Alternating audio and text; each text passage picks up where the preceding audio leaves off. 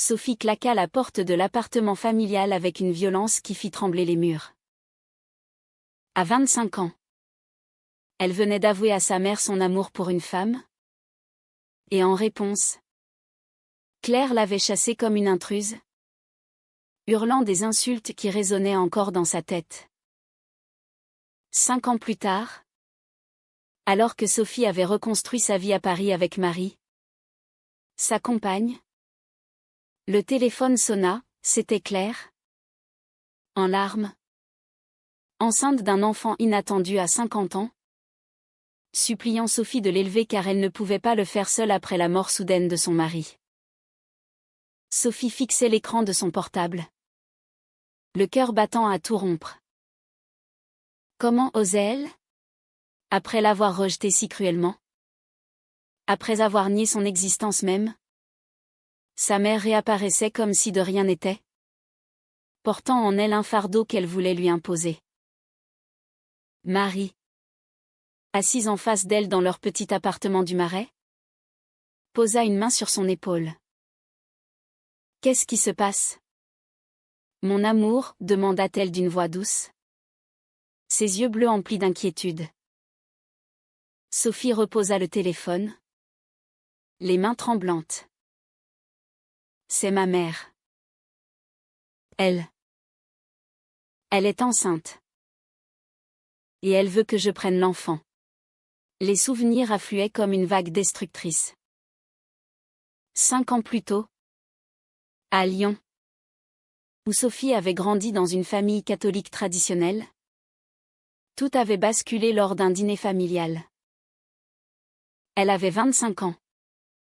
Venait de terminer ses études en littérature et travaillait comme assistante dans une maison d'édition.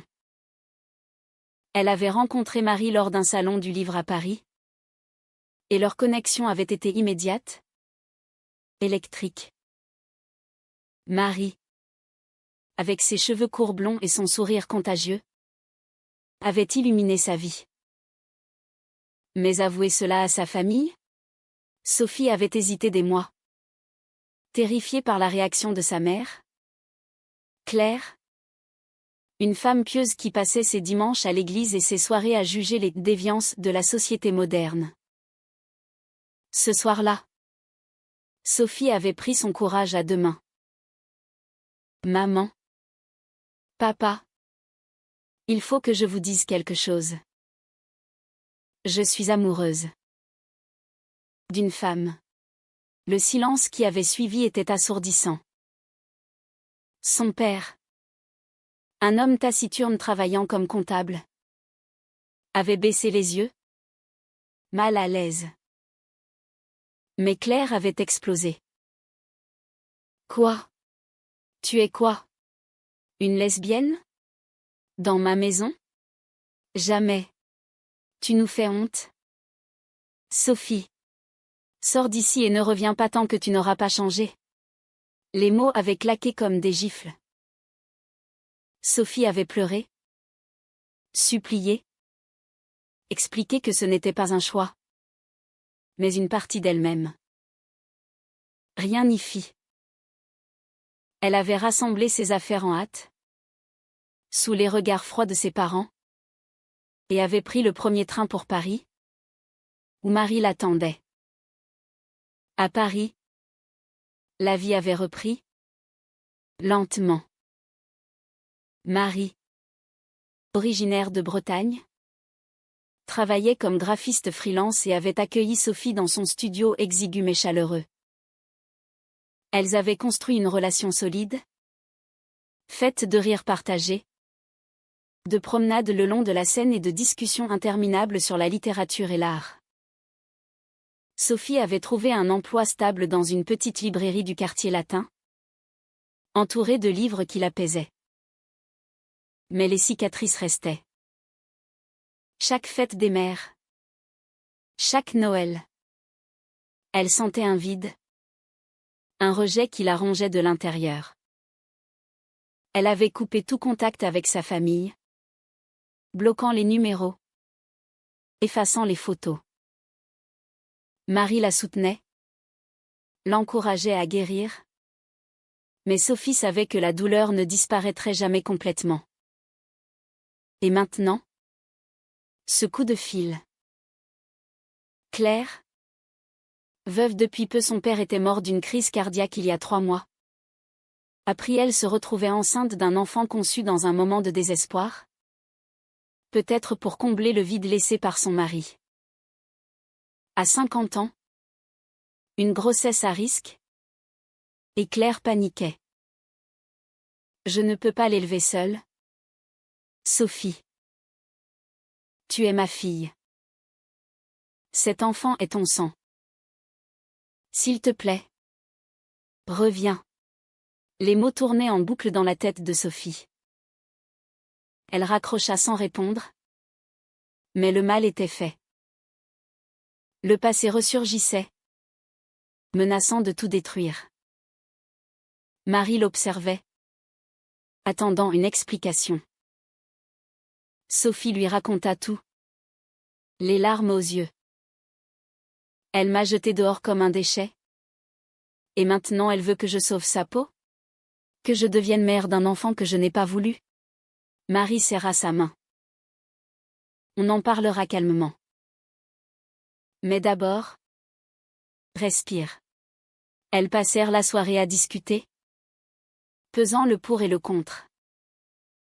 Sophie sentait un conflit intérieur se réveiller, la colère contre sa mère. Mais aussi une pitié inattendue. Était-ce une occasion de réconciliation? Ou un piège pour la ramener dans le moule familial? Le lendemain, Sophie décida d'appeler sa mère.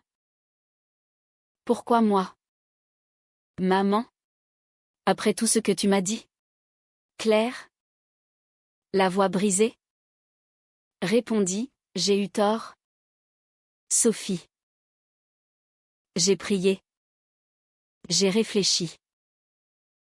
Cet enfant. Il a besoin d'une famille. Et toi? Avec ta compagne? Vous pourriez l'élever. Peut-être que ça te guérirait. Guérir? Le mot la frappa comme une insulte. Claire voyait toujours son homosexualité comme une maladie. Sophie raccrocha à nouveau. Furieuse. Mais l'idée germait, et si elle acceptait? Pour l'enfant. Innocent dans cette histoire. Marie. Sentant son trouble. Proposa, allons à Lyon. Voyons-la en face. Sophie hésita. Mais acquiesça. Le voyage s'annonçait comme un plongeon dans l'abîme. Arrivée à Lyon, elles se rendirent chez Claire. Une maison modeste dans un quartier résidentiel. Claire ouvrit la porte. Le ventre arrondi sous une robe ample. Les yeux rougis. Entre. Ma fille. Sophie entra. Marie à ses côtés, tenant sa main pour se donner du courage. La tension était palpable. Claire tenta un sourire forcé.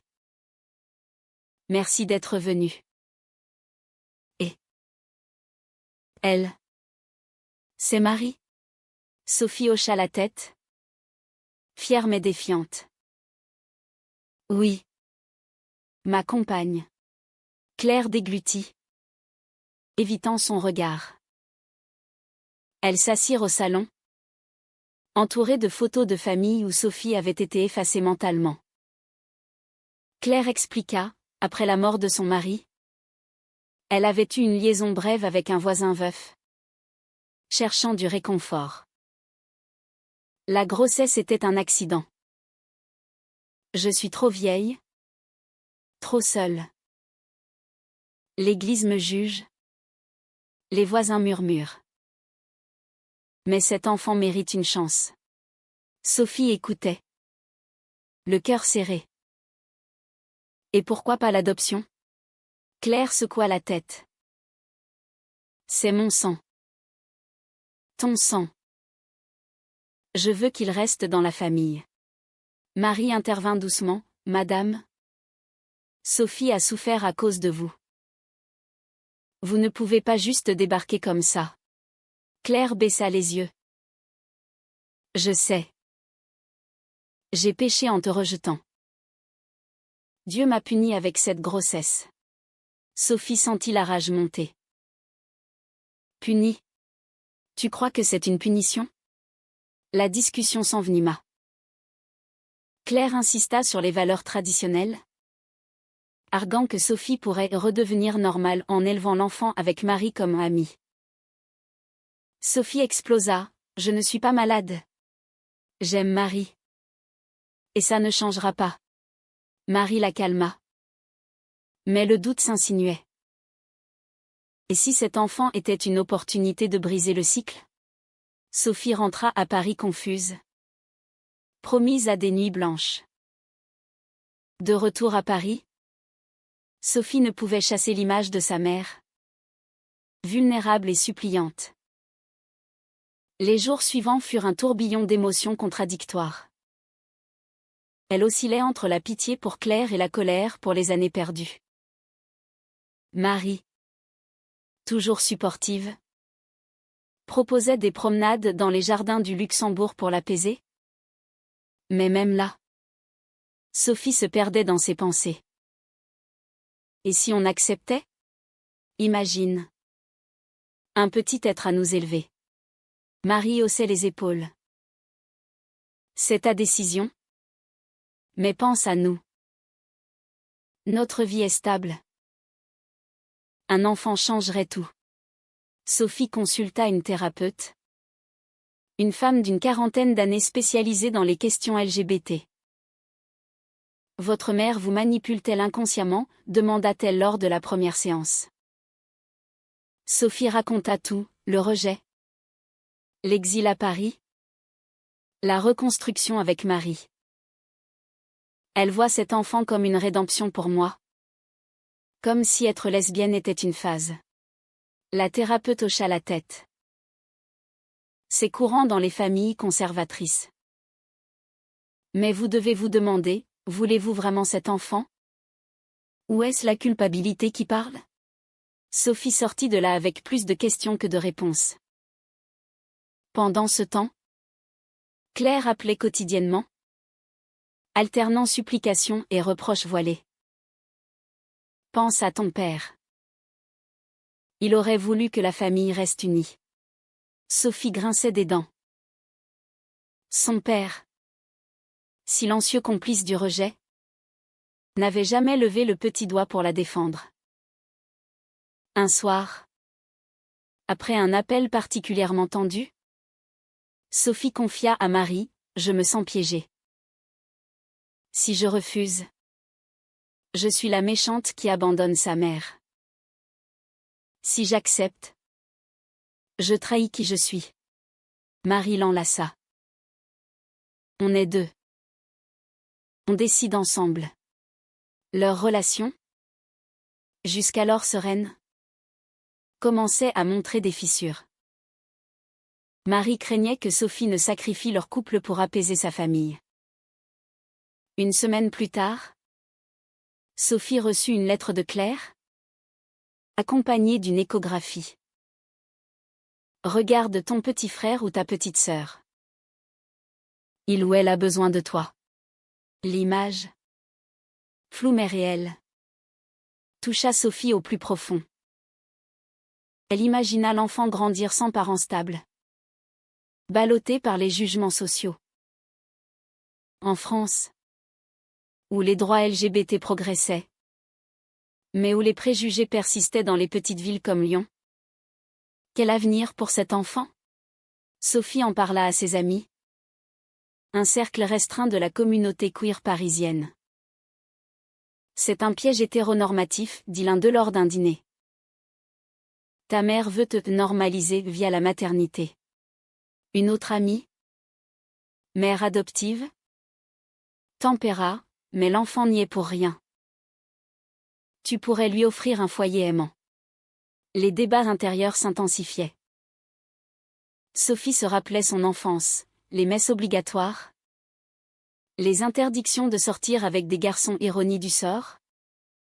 Les attentes d'un mariage traditionnel. Claire avait toujours rêvé d'une fille normale. Mariée. Avec enfant. Sophie avait lutté pour s'affirmer. Payant le prix de l'isolement. Accepter l'enfant signifierait-il capituler? Ou au contraire? Affirmer sa force en créant une famille à son image? Marie, sentant son indécision, proposa une pause. Allons en Bretagne chez mes parents. Ils nous acceptent tels quels.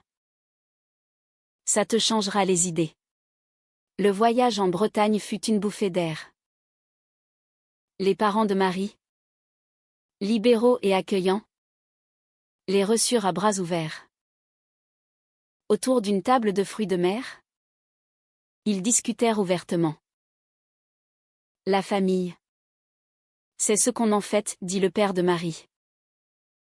Si vous voulez cet enfant, élevez-le avec amour. Sinon, ne vous forcez pas. Sophie enviait cette acceptation. De retour à Paris, elle décida de revoir Claire. J'ai besoin de plus de temps, lui dit-elle au téléphone. Mais Claire pressait, le bébé arrive dans 4 mois. Je dois savoir. Sophie organisa une rencontre à mi-chemin. À Dijon. Dans un café neutre. Marie insista pour venir. Claire arriva seule. Fatiguée. Le ventre proéminent. Merci d'être là. Elles parlèrent des détails pratiques, l'accouchement, les papiers, l'adoption. Claire proposa de signer une renonciation parentale. Je veux juste qu'il soit en sécurité. Mais sous les mots. Sophie percevait l'espoir caché, que cet enfant ramène Sophie à la normalité. Et Marie? Tu l'acceptes dans l'équation, demanda Sophie. Claire hésita. Si elle t'aide. Oui. Marie roula des yeux, mais resta silencieuse. La conversation dérapa quand Claire évoqua l'église. Le prêtre dit que c'est une seconde chance pour nous. Sophie s'emporta. Une chance pourquoi? Me convertir? Oublie ça. Claire pleura. Je t'aime. Sophie. J'ai eu tort. Pour la première fois. Sophie vit une sincérité dans ses yeux. Était-ce réel? Ou une manipulation? Sur le chemin du retour? Marie explosa, elle te guilt-trip. Ne tombe pas dans le panneau. Sophie. Épuisée? Admis, je sais. Mais l'enfant. Il n'a rien demandé. Les nuits devinrent agitées. Sophie rêvait de son enfance. De rejet. Mais aussi de moments tendres avec sa mère. Elle consulta un avocat spécialisé en droit familial. Vous pouvez adopter l'enfant en couple? Grâce à la loi sur le mariage pour tous. Cela rassura Sophie. Mais le doute persistait. Accepter signifierait rouvrir la porte à Claire? Avec ses jugements. Refuser. Abandonner un innocent. Marie. Sentant la distance grandir, confronta Sophie. Est-ce que tu m'aimes encore assez pour refuser? Sophie la serra fort. Bien sûr. Mais c'est plus compliqué. Leur relation entrait en zone de turbulence. Les semaines suivantes furent un calvaire pour Sophie.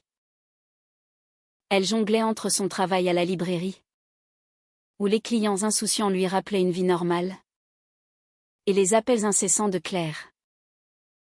Le bébé bouge beaucoup. Il te sent peut-être. Ces mots la touchaient. Malgré elle. Marie. De son côté. Se repliait. Passant plus de temps au bureau. Je te soutiens. Mais je ne veux pas être la 5e roue, avoua-t-elle un soir. Sophie se sentait déchirée, son amour pour Marie contre son sens du devoir familial. Elle décida de creuser plus profond. Appelant une tante éloignée, elle apprit que Claire avait souffert en silence après son départ. Ta mère a regretté. Mais l'orgueil l'empêchait de l'admettre. Cela adoucit Sophie, mais n'effaça pas la douleur. Elle organisa une thérapie familiale virtuelle, avec Claire et une médiatrice. Pourquoi m'avez-vous rejeté ? Demanda Sophie. Claire, larmes aux yeux, confessa, j'avais peur. Pour ton âme. Pour la société. Mais j'ai changé. Vraiment ? Sophie doutait. La session se termina sur une note ambiguë, avec Claire promettant d'accepter Marie. Pourtant, les pressions extérieures montaient. À Lyon, les voisins de Claire murmuraient sur cette grossesse honteuse. Claire, isolée, se tournait vers Sophie comme unique bouée. Viens à l'échographie suivante. Sophie accepta, emmenant Marie. Dans la salle d'attente, Claire tenta un geste. Marie. Merci d'être là. Marie hocha la tête, polie mais distante. L'image à l'écran montra un fœtus en pleine santé. Une fille. Ta petite sœur, murmura Claire. Sophie sentit un lien naître. Inattendu. Sur le trajet retour, elle confia à Marie, je l'ai senti. Comme une partie de moi. Marie pâlit. Et nous ? On n'est pas assez ? Le conflit éclata ce soir-là. Tu vas tout sacrifier pour elle, cria Marie. Sophie répliqua, ce n'est pas pour elle. C'est pour l'enfant. Elles dormirent dos à dos. Une première. Le lendemain, Marie proposa une séparation temporaire. Prends du temps pour réfléchir. Sophie paniqua. Était-ce le prix à payer ? Elle refusa, jurant de prioriser leur couple. Mais le doute s'installait. Elle contacta des associations LGBT pour des conseils. Beaucoup de familles recomposées comme la vôtre élèvent des enfants avec succès, dit une conseillère. Cela l'encouragea. Mais la peur de l'échec la rongeait. Claire, sentant l'hésitation, envoya des photos d'enfance de Sophie. Tu étais si joyeuse. Donne ça à ta sœur. Sophie pleura, revivant les bons moments effacés par le rejet. Elle décida d'une visite prolongée à Lyon, seule, pour tester les os. Marie accepta à contre-cœur. Fais attention à toi. À Lyon, Claire l'accueillit chaleureusement, cuisinant ses plats préférés. Elles parlèrent des heures, du passé, des regrets. J'ai lu des livres sur l'homosexualité. J'essaie de comprendre. Sophie vit un effort réel. Mais les vieux préjugés ressurgissaient. Peut-être qu'avec l'enfant, tu auras moins besoin d'eux. Ça. Sophie corrigea, de Marie ? Non. Maman. Elle est ma vie. La visite révéla des fissures chez Claire, dépression post-veuvage. Peur de l'avenir. Sophie compatit. Mais refusa de se laisser manipuler. De retour à Paris, elle trouva Marie distante. J'ai peur que tu changes. Sophie la rassura avec des gestes tendres. Mais la tension persistait. Elles consultèrent un couple thérapeute.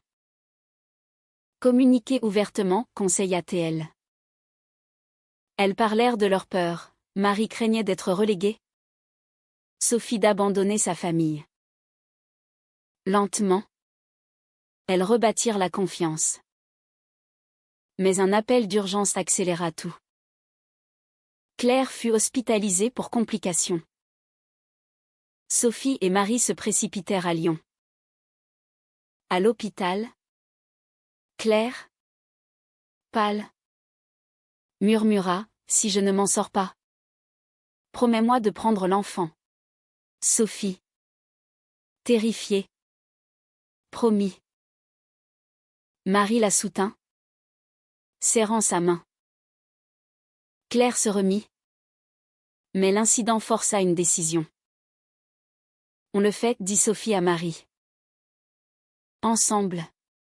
Marie acquiesça, émue. Elles commencèrent les démarches d'adoption, affrontant la bureaucratie française. Claire signa les papiers, reconnaissante. Mais Sophie savait que ce n'était que le début des défis. Avec la décision prise, Sophie et Marie se lancèrent dans les préparatifs. Elles transformèrent leur appartement, une chambre pour le bébé, des meubles chinés aux puces de Saint-Ouen.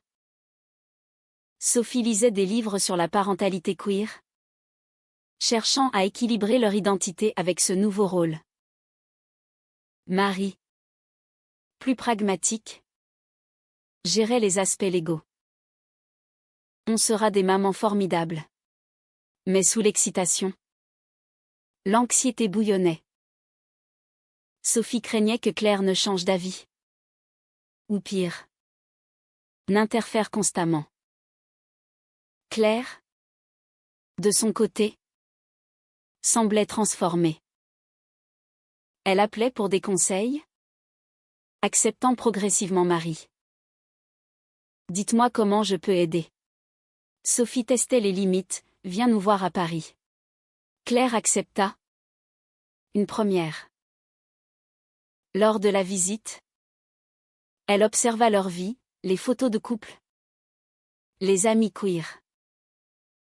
C'est différent, admit-elle. Mais sans jugement. Elles parlèrent de l'éducation, pas d'église forcée. Respect de la diversité. Claire hocha la tête. Je veux ce qu'il y a de mieux. Sophie sentit un espoir naître. Mais restait vigilante. Pourtant, les obstacles surgissaient. Au travail, Sophie affronta des collègues curieux. Un bébé? Avec ta copine? C'est courageux. Les compliments voilés masquaient des préjugés.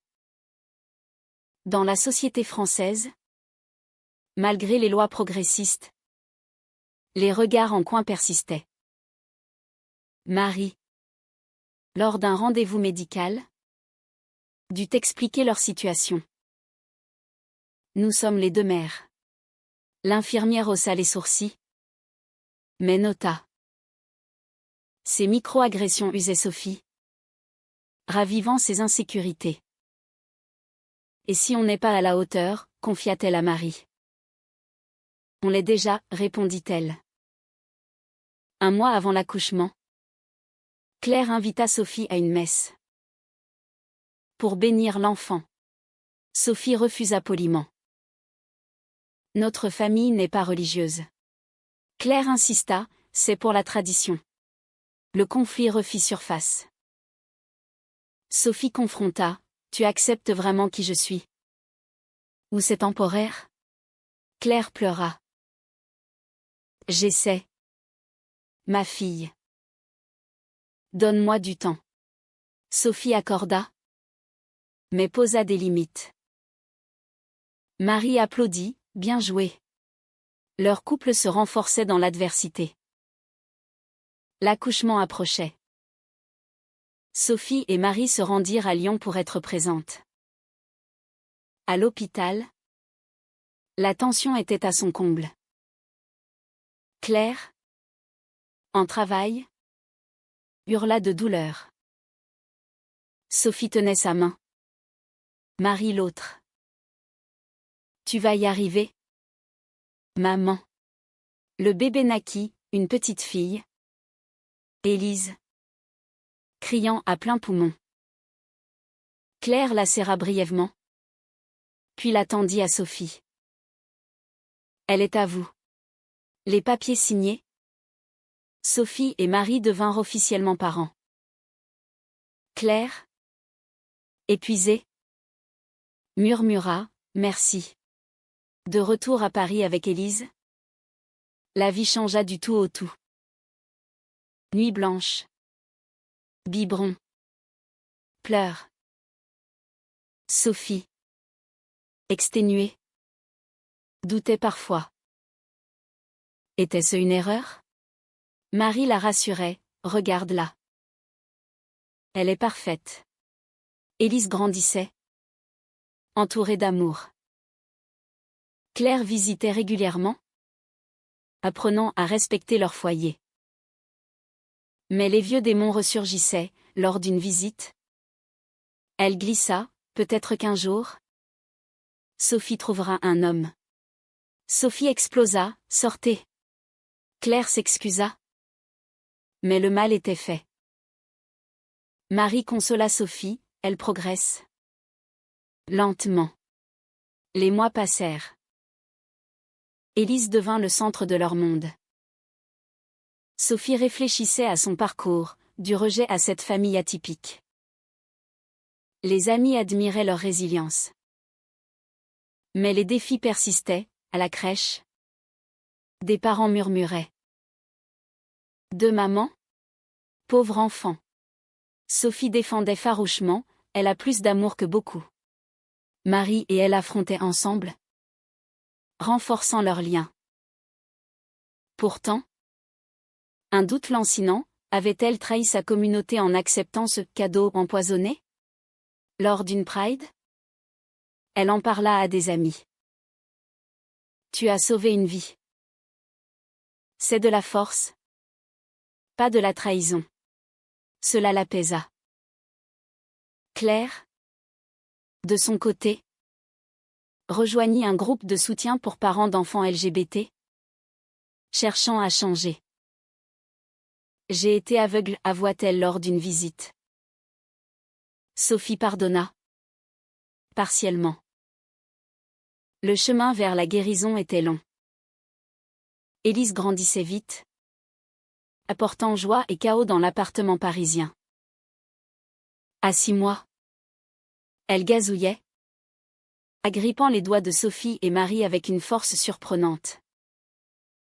Sophie, regardant sa fille dormir, se rappelait le prix payé, les nuits d'insomnie émotionnelle, les disputes avec Marie, les confrontations avec Claire.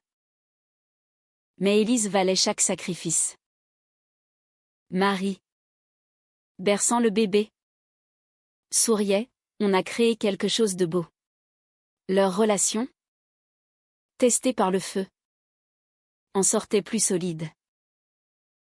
Claire, maintenant, visitait tous les mois, apportant des cadeaux et des histoires d'enfance. Elle apprenait à dire « t'es maman » sans hésiter. Lors d'un pique-nique au bois de Boulogne, elle confia « j'ai parlé au prêtre de vous. Il dit que l'amour est l'amour. » Sophie haussa un sourcil.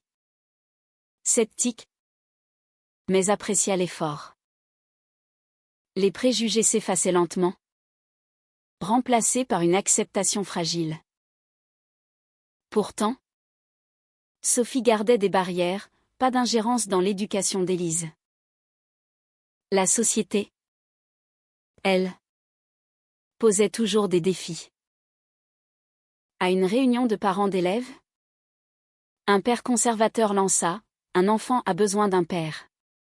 Sophie répliqua calmement « Elle a 2 parents aimants. » C'est suffisant. Marie la soutint. Fière. Ces batailles renforçaient leur détermination à éduquer Élise dans la tolérance. Elle lisait des livres sur la diversité, l'entourant d'amis queer. Élise, innocente, absorbait tout avec curiosité. Mais les conflits internes persistaient. Sophie se demandait parfois si elle avait trahi son identité en acceptant ce rôle maternel imposé. Lors d'une conférence LGBT, elle partagea son histoire. J'ai été rejetée. Puis rappelée pour sauver la famille. Ai-je capitulé? Les réponses variaient, certains applaudissaient sa compassion. D'autres critiquaient le compromis. Cela alimenta ses réflexions sur les choix moraux. Était-ce une victoire contre les préjugés? Ou une concession?